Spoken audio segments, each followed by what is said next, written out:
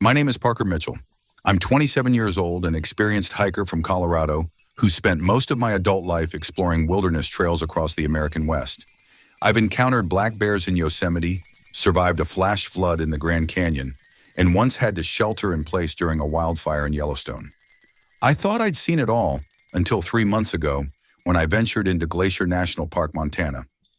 I'm writing this account because I need someone to believe me. The authorities dismissed my story as the delirious ramblings of a man suffering from exposure and trauma. The rangers attributed the deaths to a grizzly attack. My therapist suggests I'm processing a traumatic event through the lens of folklore. But I know what I saw.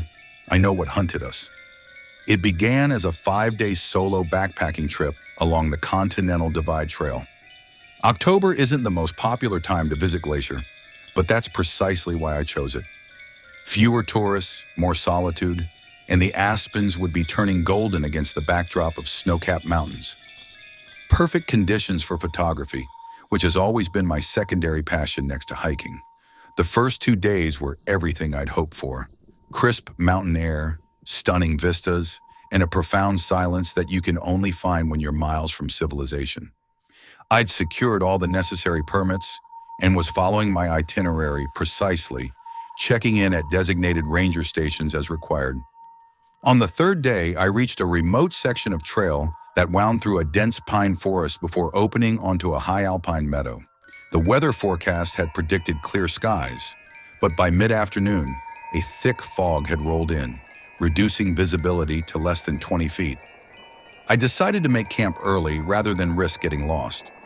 I found a small clearing about 50 yards off the main trail, set up my tent, and prepared a simple dinner on my portable stove. As darkness fell, the temperature dropped dramatically, and an unnatural stillness settled over the forest.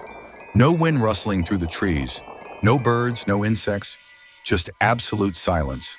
That's when I heard it, a sound that didn't belong, a low rumbling breath that seemed to come from everywhere and nowhere at once. I froze, my spoonful of rehydrated pasta suspended halfway to my mouth. My first thought was bear, but this breathing pattern was all wrong, too deliberate, too aware. I reached slowly for my bear spray, scanning the wall of fog that surrounded my campsite. That's when I caught a glimpse of movement.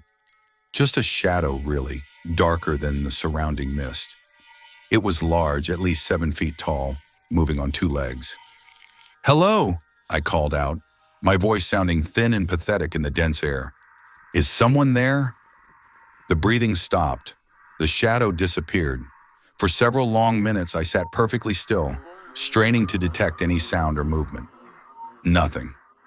Eventually, I convinced myself it was just my imagination playing tricks on me. A combination of fatigue, isolation, and the disorienting fog. I finished my meal, secured my food in a bear canister, and retreated to my tent. Despite my exhaustion, sleep wouldn't come. Every time I closed my eyes, I felt as though something was watching me. Around midnight, I heard a distant scream, a sound so human yet so primal that it made my blood run cold. I told myself it was just a mountain lion. They can sound eerily human when they call. I must have dozed off eventually because I woke with a start to the sound of my tent fabric rustling. The digital display on my watch read 3:17 a.m. Outside, something was circling my tent, something heavy enough that I could feel the vibration of its footsteps through the ground. I lay perfectly still, barely breathing, as whatever it was completed a full circuit of my tent. Then it stopped directly in front of the entrance. I could see its silhouette against the tent fabric, a massive, hunched form that seemed to be sniffing the air. The shadow lowered itself, and I could make out what looked like a long, canine snout pressing against the tent. In that moment, I knew with absolute certainty that this was no bear. Bears don't stand on 2 legs for that long. They don't move with that kind of deliberate purpose. The creature let out a low growl, a sound that seemed to contain too many tones, as if multiple throats were producing it simultaneously. Then, as suddenly as it had appeared, it was gone. The silence returned, but I didn't move until the first light of dawn filtered through the fog. When I finally gathered the courage to unzip my tent, I found massive tracks in the soft earth, canine in shape but nearly twice the size of a wolf's print, and they were bipedal, with a stride length that suggested an impossible height. Even more disturbing were the tufts of coarse, dark fur caught on a nearby tree trunk, at a height of over 7 feet. I should have turned back then. Every instinct was screaming at me to return to civilization, but I'd convinced myself there had to be a rational explanation. Perhaps it was some undocumented species of bear with unusual behavioral patterns. Or maybe someone in a costume playing a sick joke. Either way, I had a satellite phone, bear spray, and was only 2 days from completing my hike. Pride and curiosity pushed me forward. That afternoon, I encountered 2 other hikers on the trail, a couple in their mid-30s named Mark and Eliza Thornton. They were experienced outdoor enthusiasts who had been coming to Glacier annually for the past decade. When I mentioned my strange experience from the night before, Mark looked concerned. "There have been some odd reports from this section of the park over the years," he said, lowering his voice despite the fact that we were completely alone.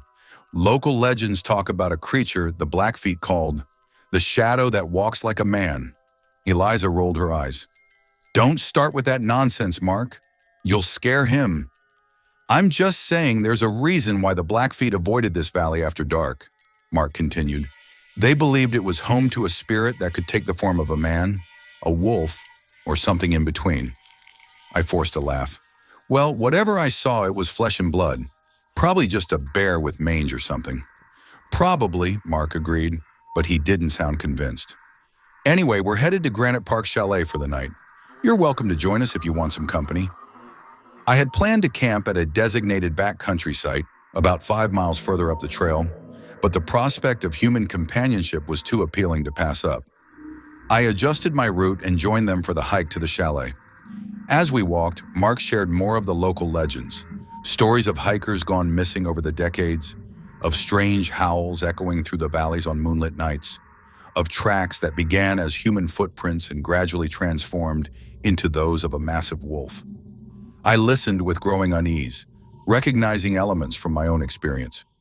We reached the chalet just as dusk was falling. The historic stone building stood stark against the darkening sky, offering a reassuring promise of safety. Inside, a few other hikers and the chalet staff were gathered around a wood-burning stove, sharing stories and hot drinks. The conversation flowed easily, and for a few hours, I managed to forget about the previous night's encounter. But as the evening wore on, the topic inevitably turned to wildlife sightings and park legends. One of the staff members, an older man named Jim, who had worked at Glacier for over 20 years, mentioned that several hikers had reported unusual activity in recent weeks. "What kind of unusual activity?" I asked, trying to keep my voice casual. Jim shrugged. "Strange noises after dark, wildlife behaving oddly, like they're scared of something. One couple even claimed they saw a person watching them from the trees. But when they called out, it ran off on all 4s. He chuckled. "Probably just a bear, though. People see what they want to see out here." That night, I slept fitfully despite being indoors.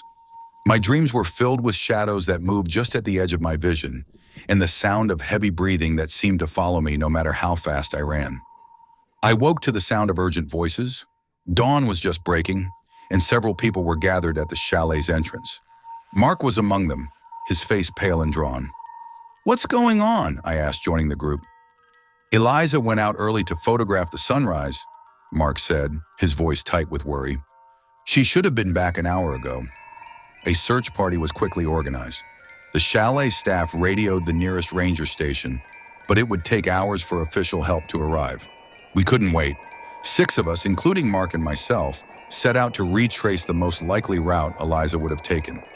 The morning was clear, the fog of the previous day completely gone.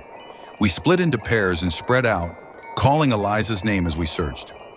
Mark and I took the path that led to a scenic overlook about a mile from the chalet, a perfect spot for sunrise photography.